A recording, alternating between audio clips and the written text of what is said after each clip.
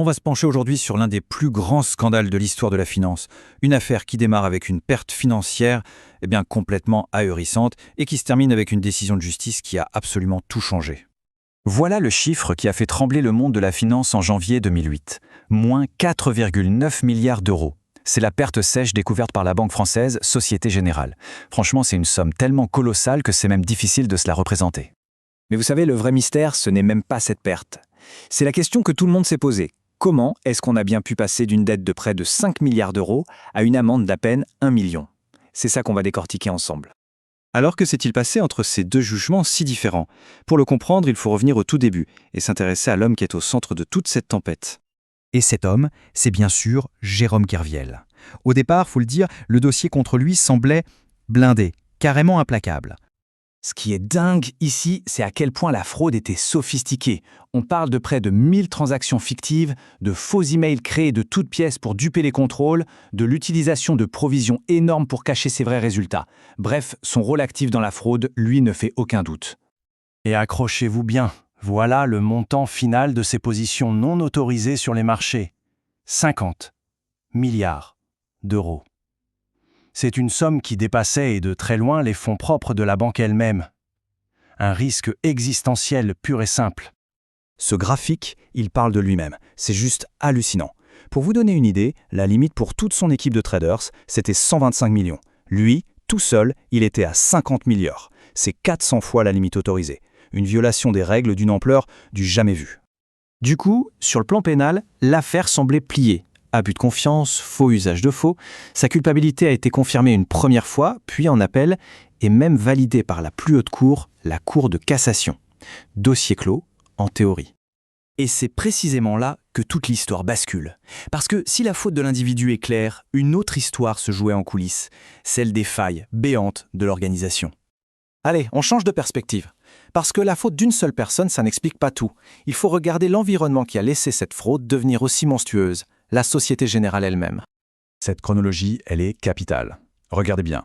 Début 2007, pile au moment où Kerviel commence à prendre des risques démesurés, son chef direct quitte son poste. Résultat, pendant 2 mois et demi, une période absolument critique, il n'a juste personne au-dessus de lui.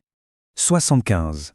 C'est pas juste un chiffre. Ce sont 75 anomalies détectées par les services de contrôle. 75 alertes qui auraient dû remonter tout en haut de la hiérarchie et qui ne l'ont jamais fait. Et ce tableau le montre bien. La défaillance était totale, systémique. Le premier niveau de contrôle, son manager, a ignoré des dizaines d'alertes. Le deuxième niveau, les contrôleurs, n'a pas creusé. Et le troisième niveau, le département des risques, n'avait pas de vue d'ensemble. C'est simple, tous les filets de sécurité ont lâché, les uns après les autres. Et cette citation, elle est essentielle. Pourquoi? Parce qu'elle ne vient pas d'un ennemi de la banque. Non, elle vient du propre rapport d'audit interne de la Société Générale. C'est la banque elle-même qui admet que sans cette supervision défaillante, la fraude aurait sûrement été repérée bien plus tôt. C'est un aveu. Et toutes ces défaillances, ce sont elles qui vont complètement retourner la situation. La bataille judiciaire va alors glisser de la simple culpabilité de Kerviel à la question bien plus complexe de la responsabilité financière de la banque. Et voilà l'arrêt de la Cour de cassation qui change tout. La Cour ne dit pas que Kerviel est innocent, attention, mais elle utilise un mot absolument crucial, les fautes de la banque ont concouru au dommage. En clair, elles y ont contribué. Et ça, juridiquement, ça change toute la donne. Et l'effet de ce simple mot, le voilà en image. L'affaire est renvoyée devant une autre cour, qui doit refaire les calculs, et le résultat, c'est cette réduction absolument spectaculaire de la dette. Donc, pour être bien clair, cette réduction de 99,98%, ce n'est pas un pardon, c'est un calcul de responsabilité. La justice a estimé que si Kerviel était bien l'auteur de la fraude, les fautes de la banque, elles, étaient responsables de la quasi-totalité du préjudice financier final. L'affaire Kerviel n'a pas seulement secoué les tribunaux. Elle a laissé une marque indélébile sur la façon dont toute l'industrie de la finance pense et gère ses risques aujourd'hui. En réponse directe à ce fiasco, un modèle s'est imposé comme la norme un peu partout. Le modèle des 3 lignes de défense. L'idée, c'est de créer une séparation très nette des pouvoirs et des responsabilités au sein d'une banque. En gros, c'est simple. La première ligne, ce sont les traders, ceux qui prennent le risque. La deuxième ligne, ce sont les services de contrôle indépendants qui les surveillent. Et la troisième, l'audit interne qui vient vérifier que les 2 premières lignes font bien leur travail. Un système conçu précisément pour éviter les angles morts qui ont été fatals à la Société Générale. Et au-delà de la finance, l'héritage est juridique. Cette affaire a créé ce qu'on appelle une jurisprudence.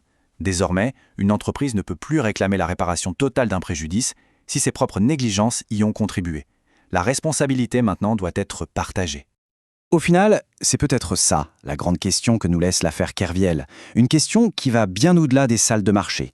Quand un système entier est défaillant, où s'arrête la faute d'un seul individu et où commence la responsabilité de toute l'organisation ?